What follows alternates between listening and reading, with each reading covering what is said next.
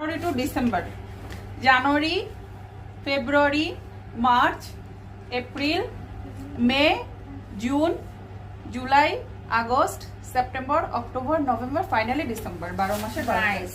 তার মানে আমার জন্য ইয়েলো দেখেন নভেম্বর। হ্যাঁ নাইস। আচ্ছা এগুলো পড়লে আপু আসলে কি হয়? যারা জানে না তাদের জন্য একটু চলে আসেন। আচ্ছা, এগুলো পড়লে আসলে কি হয়? হ্যাঁ, রত্নপাথর মূলত একদম সায়েন্টিফিক্যালি যদি আমি বলি তাহলে এটা মানুষের পজিটিভিটির জন্য মানুষ পড়ে। পজিটিভিটি। হ্যাঁ, পজিটিভ এনার্জি, পজিটিভ ভাই। কারণ কুনজর বা নেগেটিভ এনার্জি আমাদের চারপাশে সব সময় থাকে, সেটা আপনাকে কতটা প্রভাবিত করতে পারবে বা পারবে না সেটা অনেকটা রত্নপাথরের উপর নির্ভর করে, কারণ রত্নপাথর নিজে একটা পাওয়ার। আর এগুলো তো যে কোনো কিছুতে আমি অ্যাড করে নিতে পারবো, লাইক ফিঙ্গারিং। সেলিব্রিটিজরা বেশিরভাগ সময় ফিঙ্গারিং এ পড়ে থাকে, দেখবেন অনেক ব্যবসায়ীরাও পড়ে থাকে, বড় বড় ব্যবসায়ীরা থেকে শুরু করে অনেক হাউসওয়াইফরাও পড়ে, অনেকে পড়ে, অনেকে হচ্ছে হাইট করে পড়ে, অনেকে হচ্ছে এখানে বা কোমরে বাজুতে নিয়ে রাখে।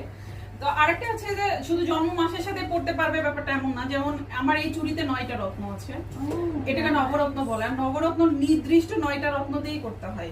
ওকে, হ্যাঁ, সেটা যে কেউ পড়তে পারবে, যে কেউ পড়তে পারবে বলতে এগুলোর প্রয়োজন অনুসারে পড়বে। যেমন আমরা ইদানিং আমরা কি হয় অনেক বেশি অপমানিত শিকার হচ্ছে, আমরা নজরের মধ্যে পড়ছি, মানহানি হচ্ছে আমাদের।